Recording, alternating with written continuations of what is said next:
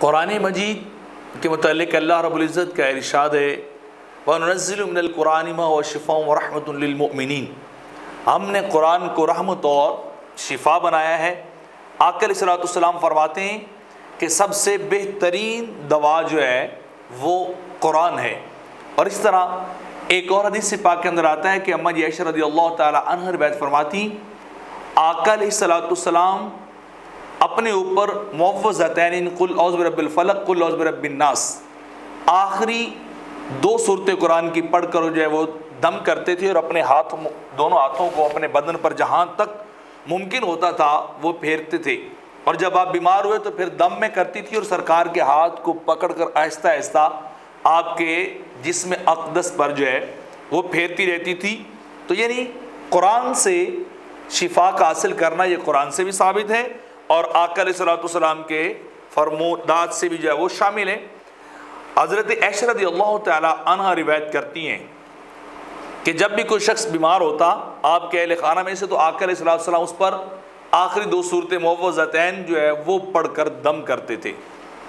تو اس سے پتہ چلتا ہے کہ قرآن سے شفا جو ہے وہ حاصل کی جا سکتی ہے۔ زیادہ سے زیادہ اعتراض یہ ہے کہ قرآن کے الفاظ پر مشتمل، کسی صورت پر مشتمل یا اسماء مقدسہ پر مشتمل تعویذ گلے میں لٹکانا اس کا کیسا ہے؟ بعض روایات کے اندر آتا ہے کہ آقا علیہ السلام نے وہ تمام اتروا دیے تھے، پھینکے تھے، دور پھینک دیے تھے، لیکن علماء نے اس بات کے ساتھ تصریح کی ہے کہ وہ تمام اور تعویذ تھے جو کفریہ تھے یا شرک پر مبنی ہوتے تھے، جیسے وہ سیپ کو گلے کے اندر لٹکانا یا کسی ہڈی کو لٹکانا یا کوئی ایسی چیز گلے کے اندر لٹکانا جو اسلامی طور پر جائز نہ ہو، لیکن اس کے مقابلے میں قرآن کے الفاظ پر مشتمل اور احادیث اور اسماء مقدسہ پر مشتمل اگر کوئی تعویذ ہو تو ان کے لٹکانے میں کوئی حرج کی بات جو ہے وہ نہیں ہے۔ اور اس کے بارے میں ایک بڑی مشہور جو ہے وہ روایت بھی ہے کہ سنن ترمذی کے اندر یہ روایت نمبر 3528 ہے کہ آقا علیہ السلام نے فرمایا جب تم میں سے کوئی شخص نیند میں ڈر جائے تو وہ یہ دعا کرے اعوذ بکلمات اللہ التامہ من غضبہ وعقابہ وشر عبادہ ومن ہمزات الشیطان ویحضرون، تو پھر وہ شیاطین اسے کوئی نقصان نہیں پہنچائیں گے۔ اور صحابہ رسول حضرت عبداللہ ابن عمر اپنے بالغ بچوں کو یہ دعا سکھاتے تھے اور جو نابالغ بچے ہوتے تھے ان کے گلے میں یہ لکھ کر جو ہے وہ لٹکاتے تھے۔ یہ روایت جو ہے وہ دلیل بنتی ہے کہ حضرت عبداللہ بن عمر جو ہے وہ تعویذ لکھ کر قرآنی الفاظ پہ مشتمل تعویذ لکھ کر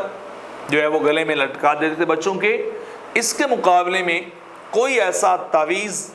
جو اسلامی طور پر درست نہ ہو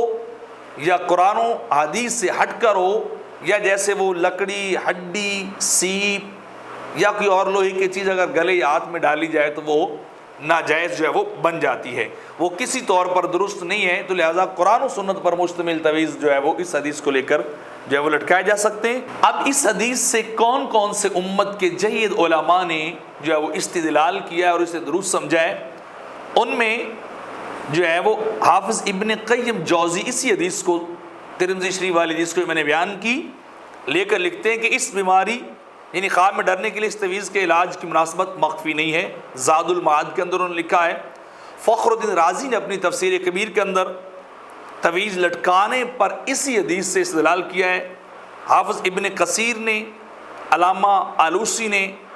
شیخ شوکانی نے، نواب بھوپالی نے اس حدیث سے شیطان سے پناہ مانگنے پر جو ہے وہ استدلال بھی کیا ہے اور اسے درست بھی جو ہے وہ کہا ہے۔ اور اسی طرح محدث ان میں سے ملا علی قاری وہ جو ہے مرکات اپنی شرح کے اندر لکھتے ہیں کہ جن تعویذات میں اللہ کے تعالیٰ کے اسماء ہوں ان کے لٹکانے کے لیے، گلے باندھنے کے لیے حدیث اصل ہے۔ تو یہ لوگ جو ہے وہ استدلال کر رہے ہیں۔ اسی طرح شیخ عبدالحق محدث دہلوی بھی جو ہے اشیۃ اللمعات کے اندر اسی حدیث کی تشریح میں لکھتے ہیں کہ اس حدیث میں مذکور کلمات کو ایک کاغذ پر لکھ کر گردن میں لٹکا لیا جائے۔ اس حدیث سے گردن میں تعویذ لٹکانے کا جواز معلوم ہوتا ہے۔ وہ خود اس کی وضاحت کر رہے ہیں البتہ اس باب میں علماء کا اختلاف مختار یہ ہے کہ سیپیوں اور اس کی مثل دیگر چیزوں کو لٹکانا حرام اور مکروہ ہے، لیکن اگر تویزات میں قرآن مجید یا اللہ تعالیٰ کے اسماء ہوں تو وہاں اس کے لٹکانے میں کوئی حرج نہیں ہے۔ شیخ عبد الرحمن مبارک پوری نے جو ہے اسی حدیث کی شرح میں تحفۃ الحافظی میں لکھا ہے کہ شیخ عبد الحق نے لمحات میں لکھا ہے کہ اس حدیث میں بچوں کے گلوں میں تعویذات لٹکانے کی دلیل موجود ہے،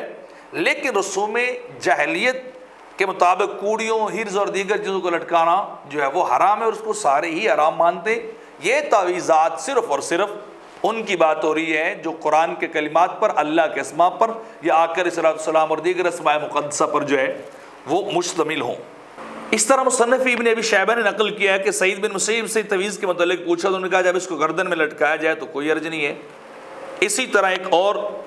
جگہ پہ مصنف ابن ابی شیبہ کے اندر یہ نقل کیا گیا ہے کہ عطا سے حائضہ عورت کے بارے میں پوچھا گیا کہ وہ تعویذ قرآن والا گلے میں رکھے کہ نہ رکھے، تو وہ کہتے ہیں کہ چاہے تو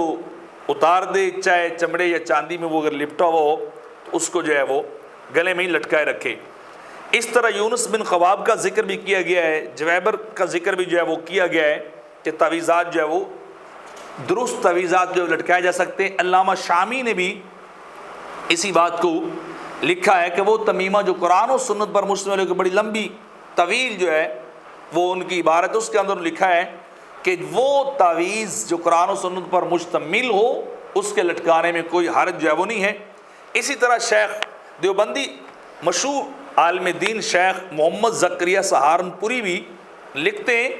کہ تعویذ جو ہے وہ اس کا یعنی دم بھی کرنا اور تعویذوں کا لٹکانا اس میں کوئی حرج جو ہے وہ نہیں ہے۔ صدیق حسن بھوپالی لکھتے ہیں